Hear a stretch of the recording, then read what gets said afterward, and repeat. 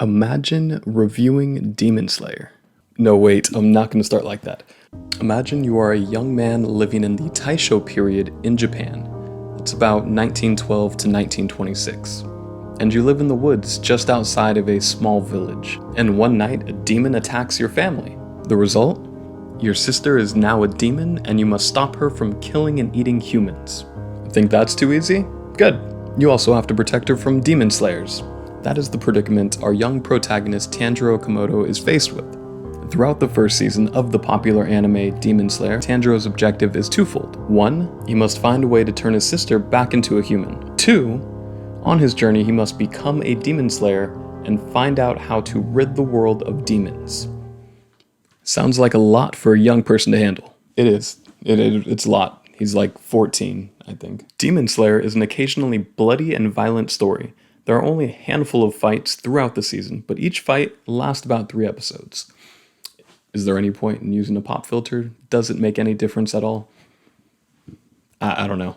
So if you're a fan of action, this is for you. If you're not a fan of heads being removed and blood flying across the screen, then this is not for you. The animation and score are top tier, and the story is simple but effective and dripping with emotion. Let's break it down. Episode 1 will give you everything you need to root for Tanjiro. He is fearless, kind, and has an incredible sense of smell. Which is cool, I guess. He does seem a little too flawless at times, but you don't mind, because each victory leaves you feeling heartbroken. The dramatic cost in this story doesn't come from character flaws, but from inspiring acts of kindness. Tanjiro has a level of empathy to rival Andrew Garfield's character in Hacksaw Ridge. If only Andrew Garfield's character regularly beheaded demons at night. Okay, so they're not exactly alike, but what I'm saying is Tanjiro is a really empathetic, caring, and kind character. Say that 5 times fast. Tanjiro falls into that category of characters where it's like, through positivity and the power of friendship, we can solve anything. And so he gets thrown in with characters like Sora from Kingdom Hearts or Deku from My Hero Academia. But out of that kind of character, he is the most serious. Like on a spectrum from, Deku's all the way at one end, he cries a whole lot. He's cool, like, it's a good character, he just cries a lot. And then you have Sora probably in the middle, is really just upbeat all the time. And then you have Tanjiro, who's always kind, but he's very serious. He doesn't take anything lightly, even when he knows he has to take a life. And maybe that's the difference between him and Sora and Deku. If Sora and Deku had to behead demons on a pretty regular basis, maybe this is how they would turn out. The thing about having a character who's basically flawless is that as a writer, you really have 2 options from here. Either you keep the character static, meaning they don't change throughout the entire story. Think of like The Simpsons as a completely random example, but the character stays the same. And the plot is what's going to cause all the emotion and the ups and downs and all that. Or this is the beginning of a character arc, a negative character arc, meaning they're going to go from good guy to bad guy. He's going to pick up some flaws along the way. This world is going to break Tanjiro down and he becomes this bad guy or villain. I don't know which way this is going to go, just based on season 1, but that's what it feels like. Now, in season 1, you don't get to see the main villain a whole lot. You see him, he makes an appearance, but there's not some big hero versus villain showdown between the main antagonist and main protagonist. That might be like a tiny spoiler. I think it's important to know what to expect when it comes to things like that. Like, I was a little disappointed there was no big showdown between Tanjiro and the big bad, but there are a series of episodes that take place in a forest that I think will completely satisfy your need for some sort of boss fight. I'm pretty confident in that. Now, besides Tanjiro, he has a pretty good supporting cast. He has the cowardly friend and the beast mode friend, right? So the cowardly friend, he's likable, but he can get really, really annoying sometimes. And it's like the score and the animation are also beautiful and amazing and it's great. And then this fucking guy just won't stop screaming and crying like, blah, blah, blah, blah, blah, blah. And it's just like, ugh. If there was less of him complaining, or just screaming for no reason, then the show would be a little better. But his cowardly friend, he basically is either scared of everything he comes in contact with, or he's hitting on it, because he's another one of those characters that just hit on every female character he comes across. And he has a third. There's a third action he can do besides being afraid, flirting.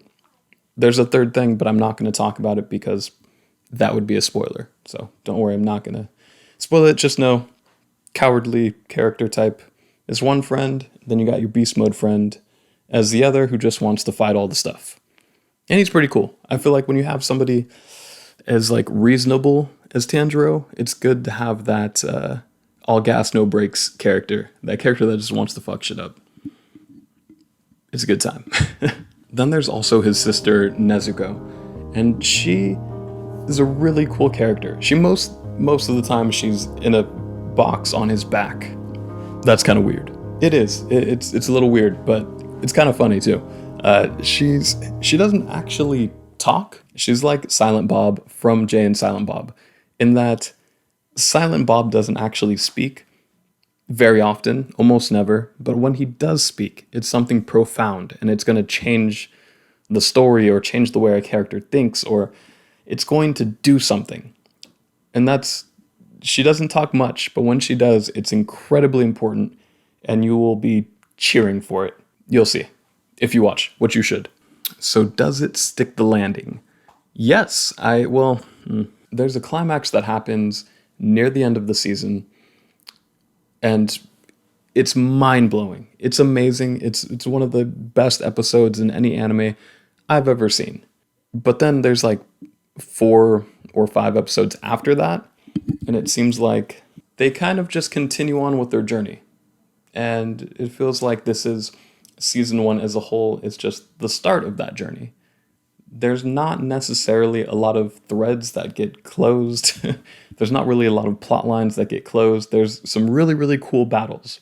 And then the story just kind of keeps going. Then it goes into the first movie of the series, which will connect straight after season 1. You have the first movie, and then it'll be season 2. So I'm waiting for the movie to actually be available to stream in the US, which should happen pretty soon. Really looking forward to that. But as far as endings go, I mean, you definitely want more. And I think that's because it's such a good show. I mean, at the end, you just want more. That's it. During most of the season, I would put it in maybe the A or B tier of anime shows. During most of the season, it was pretty standard. Like the first episode blew me away. And then it kind of calmed down. Then every once in a while, there'd be a really good episode, and it would kind of push it back up. And then the episodes in the forest take place. And that put it over the top. That made it one of my favorite anime seasons of all time. And I'm not going to talk about what happens there because, obviously, spoilers. But because of that, I'm ranking it in my personal top tier of anime. Because of one battle in particular that is just so good. You have to see it. So if you haven't seen it, go watch it. I highly recommend it if you're a fan of anime with action and blood.